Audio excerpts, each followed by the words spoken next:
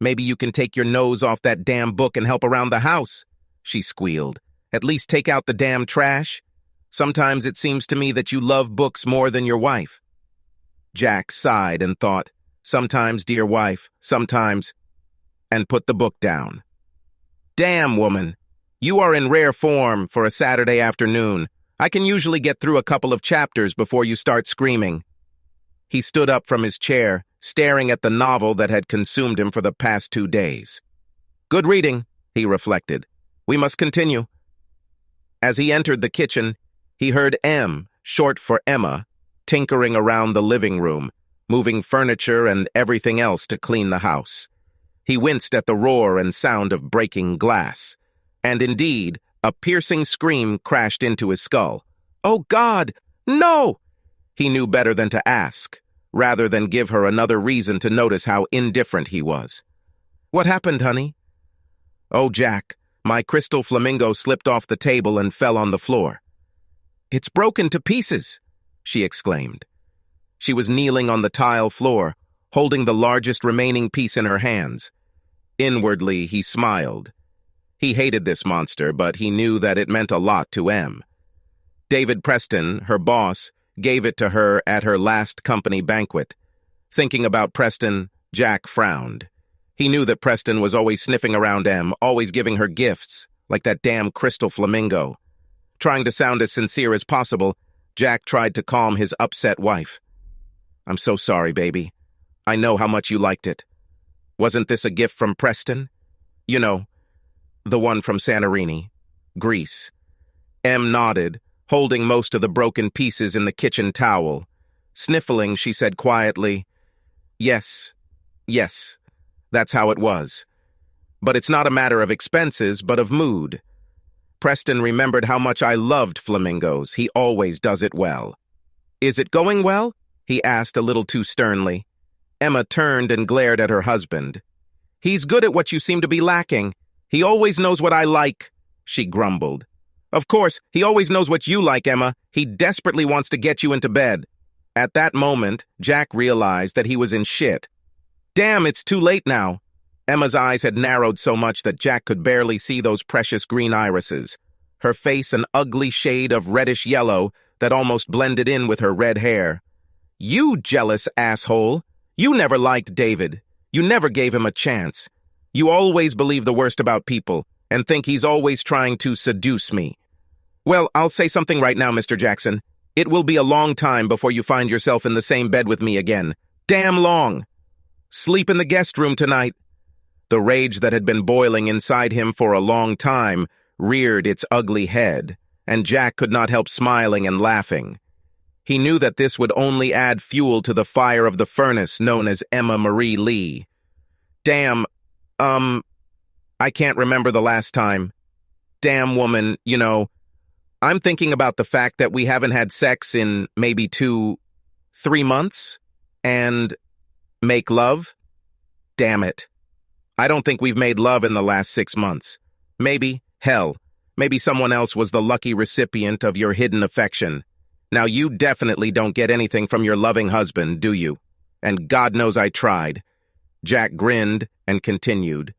Guest room? I don't think so, honey. As a great philosopher once remarked, if you don't want to sleep with your husband, then you can move into the guest room.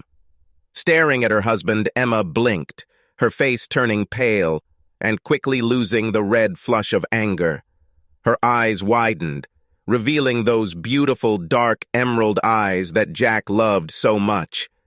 A tear appeared in the corner of her right eye as she realized what her husband had just said. He had never spoken to her in this manner before, and she was shocked by his anger and indignation. Then the realization of what he had just accused her of hit her, and she jumped up, ran out of the room, and ran down the corridor. A few seconds later, Jack winced as he heard the bedroom door slam and wondered for a moment if locked herself out is she. Damn it, why couldn't I just keep my big mouth shut? He thought about it. I see why, idiot. This has been going on for too long, he answered himself hoarsely. He soon calmed down enough to consider a very unpleasant thought. She didn't deny it. She doesn't refute accusations of treason. Suddenly his heart sank as he became worried, which meant there was no denial. Jack sat down and considered his next move. His wife was in the bedroom, no doubt crying eyes, and so he wondered what would happen next. At that moment, it occurred to him that his wife didn't actually say that she cheated on him. Jack stood up and walked down the corridor. He saw their bedroom door open and assumed she must have run to the guest room. However, that door is also open. But the door to the bedroom of Amelia, their eldest daughter, was closed. Walking quietly to the door, he listened and heard his wife sobbing. Knocking carefully, he said quietly, could we talk? Emma sniffed and muttered hesitantly, Please leave me alone. I'll be fine. Just give me a few minutes. No matter how angry he was, it broke Jack's heart to hear her talk so sadly, so miserably. Then it's okay. If and when you want to talk, tell me. There was no answer, and he turned to leave, and she continued to cry. Crap, he muttered. It was about 6 in the evening when Emma went in search of her husband. She found him sitting next to his work desk in the garage with the door open and Jack observing his surroundings. She stood in the doorway and looked at her husband sitting there. He had that look that she knew so well. He was deep in his thoughts, and who knows where he was at that moment. She was afraid of the answer. Jack? She called almost in a whisper. Jack turned and looked at his wife, and a deep sadness washed over him like a big wave hitting the beach. He knew that he loved her more than anything in the world, and despite their problems, he cherished this woman. Yes, Em? Can we talk now? A lazy, crooked grin spread across his face, and he nodded. Of course. Why not? She couldn't help but smile at the man she'd married 21 years ago, just as handsome, but with a few wrinkles around his eyes and a little more gray at his temples. Jack's deep brown eyes were always mischievous, filled with humor and love. Oh, why couldn't he be more attentive to her needs like David, she thought. Thinking of David Preston, she blushed, feeling guilty. Jack noticed a guilty look flash across her face. Why should she feel guilty? He slowly rose from the stool and approached her. Emma noticed the change in his eyes and became nervous. Maybe now was not the right time for them to talk. Well, let's get this over with, Jack said. He expected the worst. Okay, she answered timidly. Together they walked out into the backyard where she sat on the couch-length indoor swing. Jack looked at her and asked, Would you like some coffee? Nodding, she smiled and replied, Sounds good. He went inside, turned on the coffee maker and, waiting, carefully watched his wife sitting on the swing, slowly rocking back and forth. Looking at Em sitting on the swing, Jack thought about the girls. They both studied, Amelia following her mother's example at Berkeley, and Jackie studying at the University of Washington. Since the girls left home, things have become tense in the family. Jack was immersed in work, and Emma was also more focused on Preston and Sons, a prestigious law firm specializing in civil law and big business. Emma was the personal assistant to Douglas Emmett. Preston's son, David Preston. Tall, blonde with dark gray eyes, he had the confidence and predatory instincts to become a very successful civil lawyer.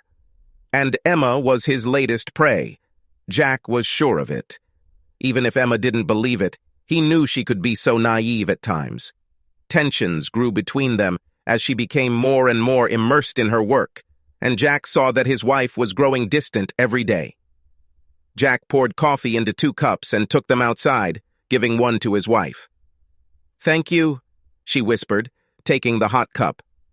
Anytime, he replied, and she looked at him for a moment before turning her gaze to the mass of purple, red, and orange bougainvillea growing along the back wall.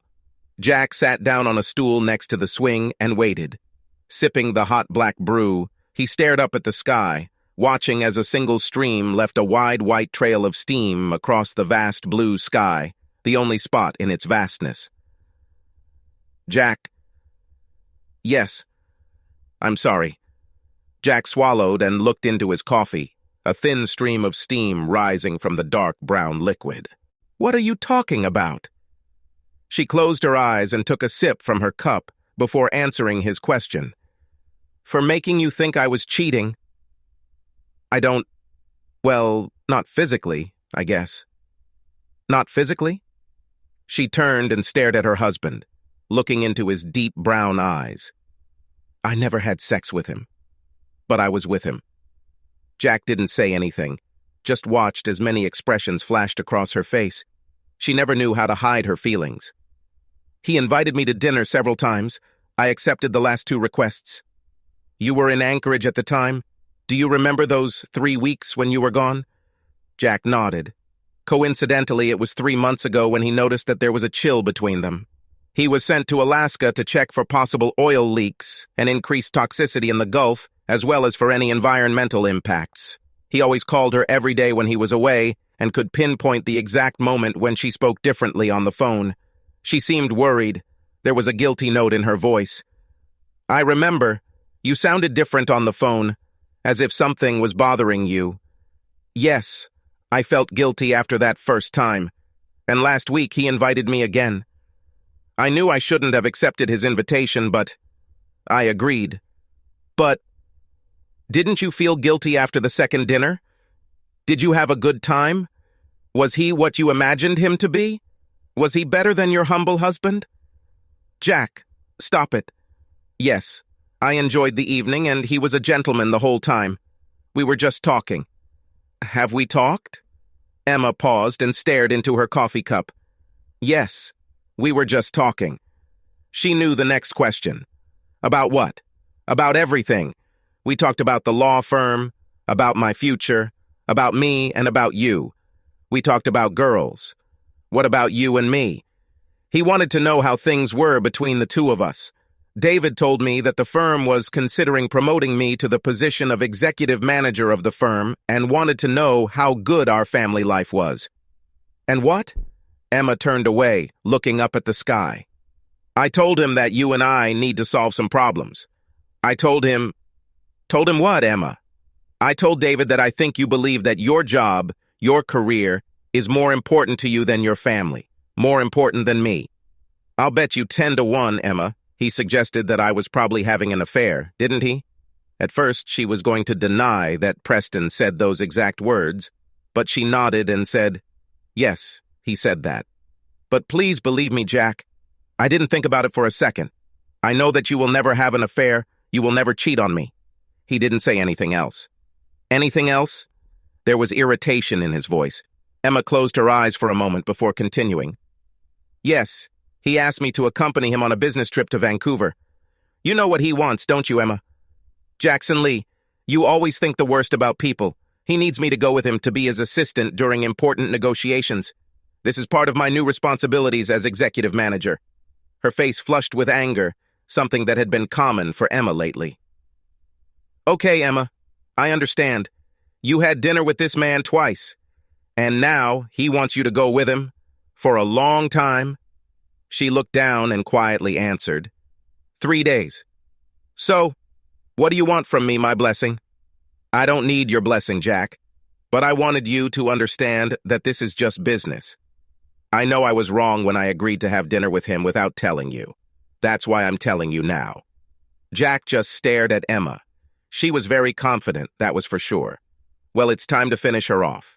"Okay, do it. Do whatever you want, Emma." "Obviously, no matter what I think, it doesn't mean shit to you." "This is wrong. Let me finish. And yes, it's true. We've hardly been a loving couple for the past 6 months.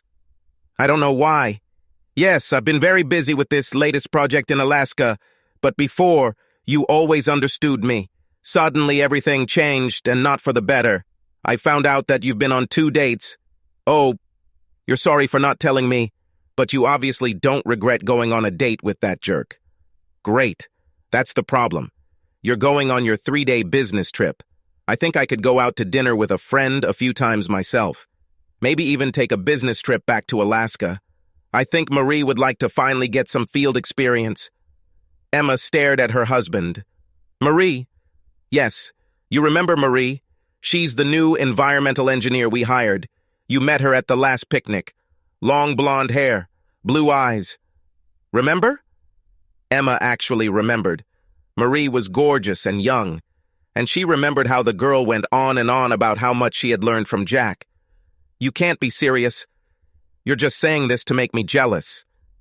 So why would I do this? Obviously, I shouldn't be jealous of this jerk right now, right? No, of course not, she said a little too quickly. Damn him, she thought.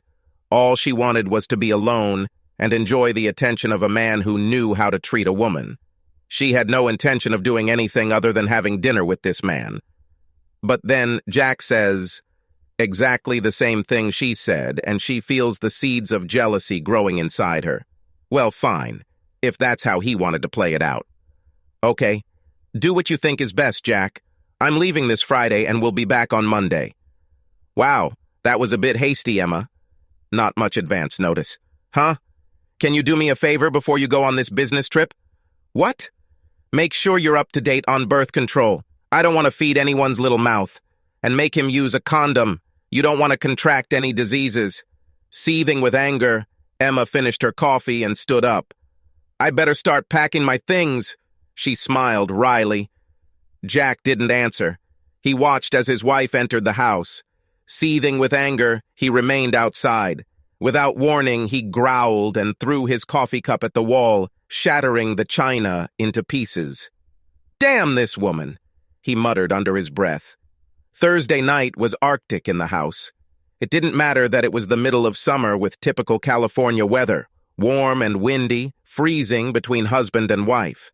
Jack and Emma barely spoke to each other. She was angry at her husband, and Jack acted like he didn't care, largely ignoring her and her feelings. Emma woke up early on Friday morning and immediately realized that she was alone. Usually she was always the first to wake up and make coffee, but this time Jack was not there. When she glanced at his side of the bed, she noticed that his blanket was up and his pillow was missing. An icy fear shot through her when she realized that Jack was awake in bed. "Damn it, Jack, where are you?" she muttered, throwing back the blanket and sliding off the mattress. While searching for her husband, she found his pillow on the bed in the guest room.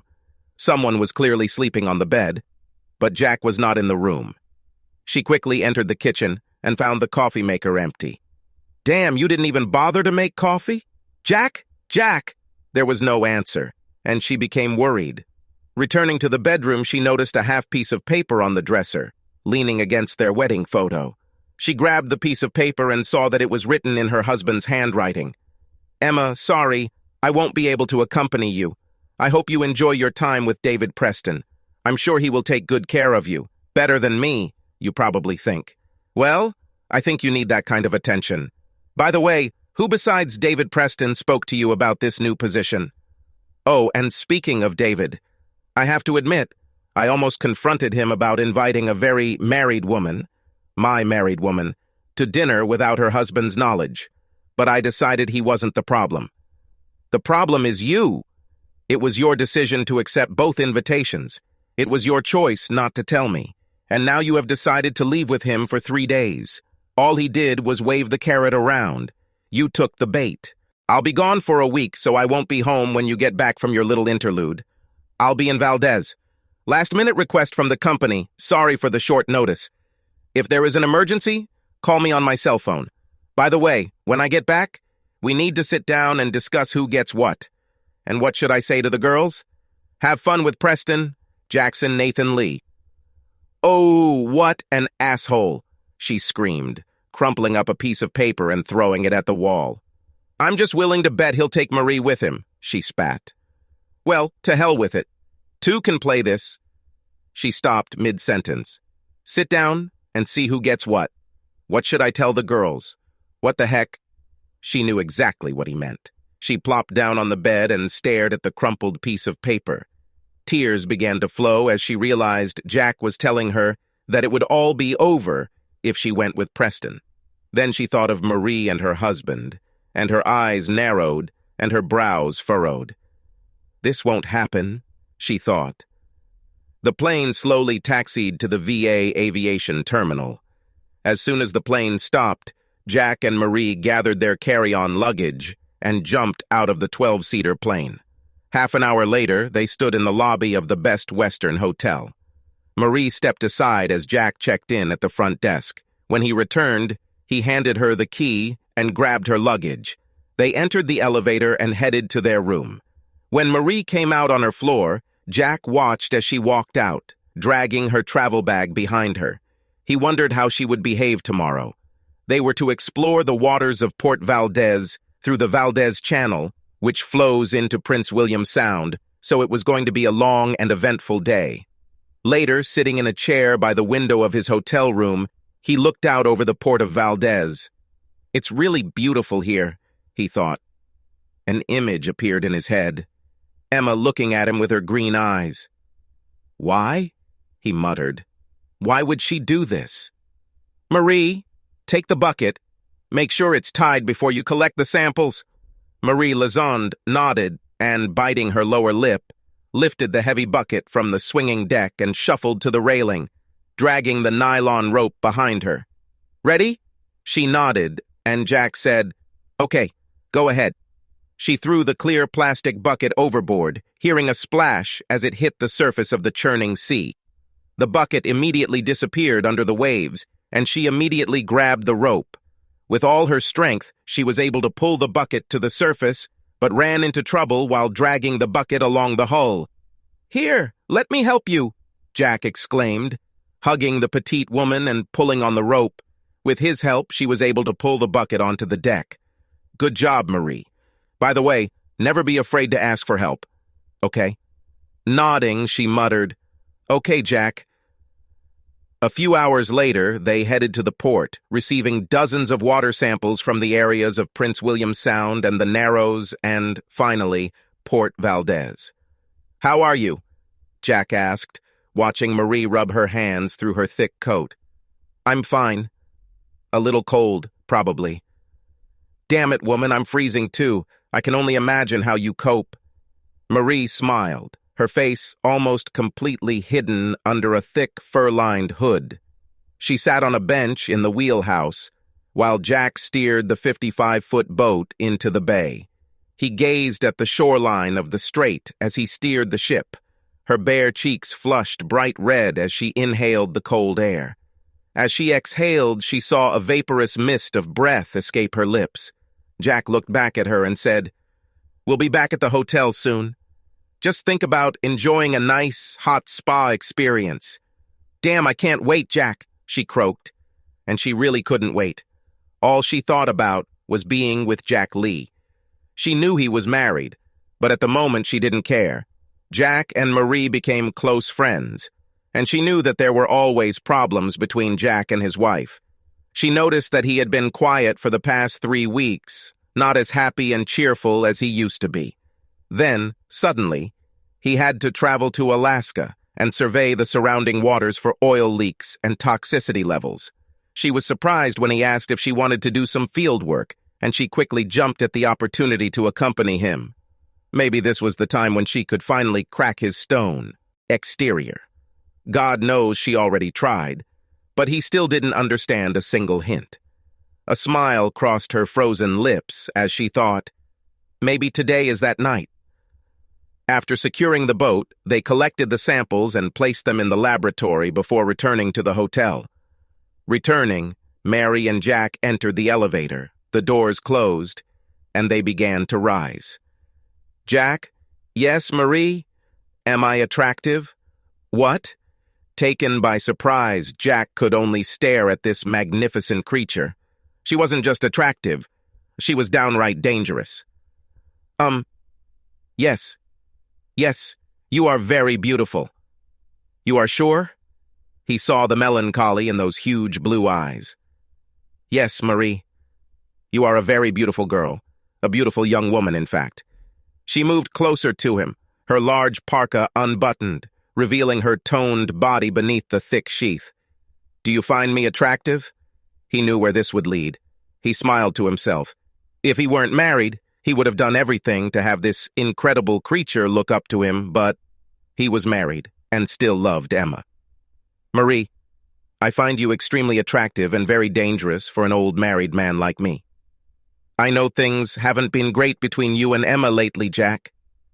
I want you to understand that I am here for you anytime, anywhere, any way you want. Jack, I really like you and find you very, very attractive. I'm not asking for any commitment. I just want you to know I'm here for you. With these words, she walked up to him, stood on tiptoes, and kissed him tenderly on the lips. The elevator stopped and the doors opened. Standing at the door, stopping the elevator from rising, she stared at him. She reached out and gently ran her fingers along his cheek, touching his 2-day stubble. After a couple of seconds, she said, "You know my room number." She stepped out of the doorway and let the elevator close, her passionate blue eyes remaining on him as the doors closed. "Oh my God," he gasped as the elevator continued to the next floor. Jack knew that Marie liked him, but not to that extent. Damn, he thought. I'm in trouble. I have at least 3 more days with this woman. Entering his room, he threw off his parka and pulled his woolen knitted shirt over his head. Damn it, I should have known better, he cursed. He went into the bathroom and turned on the hot water. Damn it, I should have taken a cold shower instead of a hot one, he muttered, as his little brain reared up, harder than it had in a long time. After undressing, he checked the water and stepped into the shower. He started with shampoo and then lathered the rest of his body. Suddenly, he realized that something was wrong. Another pair of hands grabbed him. Oh, damn, he thought. How the hell did she get here? Marie, I'm so sorry. I can't do this.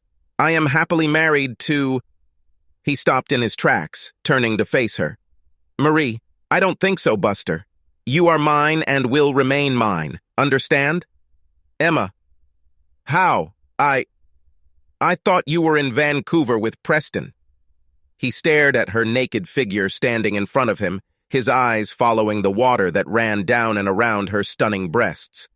He looked into green eyes, eyes that sparkled with lust. About. She pressed herself tightly against him. There are some things more important than business travel, more important than fraudulent promotions. You were right about David Preston. We will talk about it later. I'm so sorry, Jackson Nathan Lee, my sweet husband. Can you ever forgive me for being so stupid? Since you understand the situation well, yes, I forgive you. If you can forgive me. Forgive you for what, dear? For not thinking about us. Emma, you are the most important thing in my life, not my job. I didn't make it clear. My stubbornness prevented me from showing the love I have for my family, for my wife. Please forgive me. She looked into the big brown eyes and saw love and care in them. Smiling, she slowly knelt down. Oh my God, he breathed. She didn't stop and didn't let him go. Finally, he couldn't hold it in any longer and screamed, Emma! I wanted you to know that I am yours and only yours. He bent down and picked it up.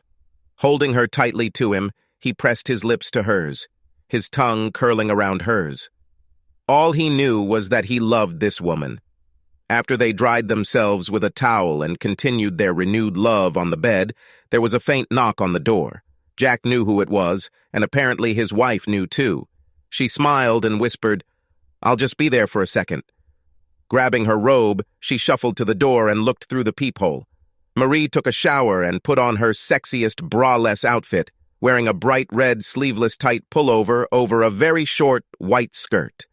She knew it was bold of her to go to his room, but the young girl had planned everything and knew that this was her big chance. She smiled as the door opened, but her eyes widened in shock as a beautiful red-haired woman peeked out from behind the door.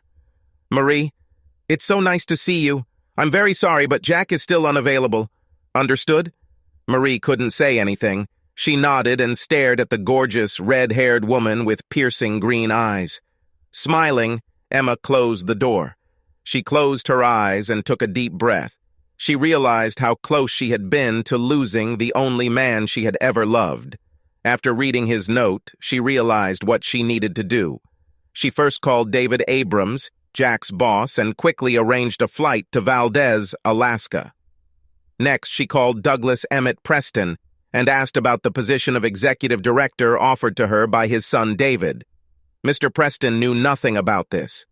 When she explained to Mr. Preston what David had told her, he became apologetic. He told her that she was a very valuable asset to the firm and he didn't want to lose her. However, she notified him of her decision to leave the company. Mr. Preston said he understood and promised to write her a glowing recommendation. She then decided she would wait before telling her husband about leaving Preston & Sons. Emma turned and walked back to the bed, her husband laying there just as she had left him. He watched her approach, a smile visible on his face as she lifted the robe from her shoulders, letting it fall to the floor at her feet. Climbing onto the bed, looking into his eyes, she whispered, "I love you, husband." He looked lovingly into her eyes and said quietly, "I love you, wife." Subscribe to our channel so that your second chaff doesn't cheat on you, and go ahead and listen to the next story, because this story is nothing compared to the next one. If you're under 18, don't even think about listening to the next one.